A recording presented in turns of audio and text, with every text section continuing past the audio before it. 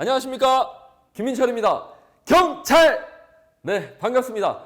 자, 오늘 영상은요, 이번에 경찰법이 개정됐잖아요. 우리 수험생들 굉장히 궁금하고 걱정되고 막 그렇죠? 근데 무슨 내용인지 아직 잘 모르고 있고, 그쵸? 그래서 짧게 굵게 포인트만 좀 짚어드리려고 영상을 찍어봅니다.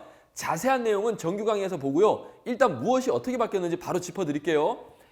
일단 기존에 공부하셨던 분들은 아시겠지만 경찰위원회가 있었잖아요. 그게 이제 이름이 국가경찰위원회라고 좀 이름이 살짝 바뀌었고요. 그리고 행안부 소속이라는 거 똑같습니다. 그리고 기존에 위원장 플러스 5명은 비상임입니다. 1명은 상임위원이다. 요거 다 똑같습니다. 경찰위원회 기존 내용하고 거의 다 똑같다. 달라진 거 거의 없다. 대신에 이제 달라진 게 있다면 경찰청장에 대한 어떤 제재, 통제할 수 있는 권한이 좀 세졌습니다.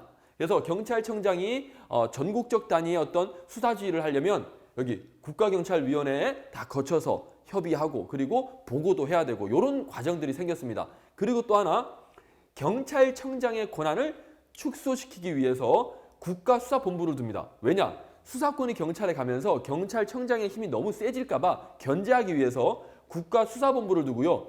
얘가 바로 수사의 짱이 됩니다.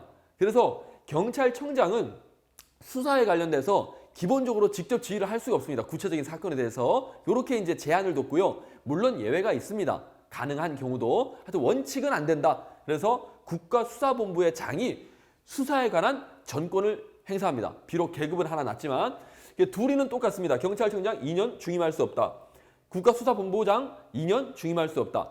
둘 다 탄핵소추의 대상입니다. 그만큼 중요한 인물이라는 거죠. 그리고 국가경찰위원회 3년 연임할 수 없다. 시도자치경찰위원회가 생겼는데 여기도 똑같습니다. 3년 연임할 수 없다. 그리고 시도지사가 시도자치경찰위원회 의결에 대해서 재의 요구할 수 있는 권한이 있습니다. 마찬가지 예전부터 있었던 거 있죠? 행안부 장관이 여기 경찰위원회의 의결에 대해서 재의 요구할 수 있는, 통제하는 거죠. 그러니까 이런 내용들이 거의 비슷해요. 별 달라진 내용이 없습니다. 그리고 이제 국가수사본부의 장은 외부에서 영입을 할 수 있고요. 물론 영입할 수 있는 조건들이 있겠죠. 그거는 이제 디테일하게 나중에 암기를 좀 해주시면 되겠고, 여기도 마찬가지입니다. 시도경찰청장이 예전에 지방경찰청장인데, 자, 시도지사 소속이라는 거 변함없습니다. 그 밑에 경찰서장이 있고 다 똑같습니다. 대신에 이제 지휘감독, 경찰청장한테 지휘감독 받았잖아요. 마찬가지입니다. 여전히 지휘감독 받습니다. 어떤 거에 대해서 받느냐? 국가경찰사무에 대해서 받습니다. 하지만 수사에 관해서는 국가수사본부장에게 지휘감독 받습니다. 됐지요? 자, 그리고 자치경찰사무에 대해서는 시도자치경찰위원회의 관리 감독을 받습니다. 요렇게 이제 조금 지휘 통제 체계가 조금 달라졌다는 거, 별거 없어요. 됐죠, 여러분들? 더 이상 설명할 게 없습니다. 물론 이제 조금 디테일한 내용들은 절차상의 문제들은 이제 법 조문을 보면서 암기를 좀 해주셔야 되는 사항들이 남아 있는데요. 그런 부분들은 공부하시면 되니까 너무 걱정 안 하셔도 됩니다. 예, 이상입니다. 얼마나 쉽고 간단합니까? 그렇죠? 자, 그러면 좀 더 자세한 내용, 그리고 좀 더 어떻게 쉽게 암기할 건지, 그리고 어떻게 이제 문제를 우리가 또 대비할 건지, 이런 것들은 정규 강의에서 만나도록 하겠습니다. 하여튼 앞으로 이제 과목 개편도 있으면서 경찰학이 점점점 어려워지고 수험생들에게 좀 부담되는 과목으로 이제 다가오고 있는데요.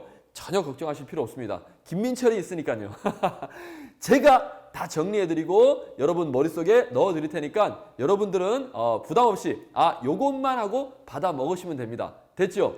경찰학의 종착역, 여기저기서 하다가 너무너무 힘들면 저한테 오시면 됩니다. 모든 걸 다 해결해 드리겠습니다. 자, 오늘은 여기까지입니다. 여러분의 합격을 기원합니다. 합!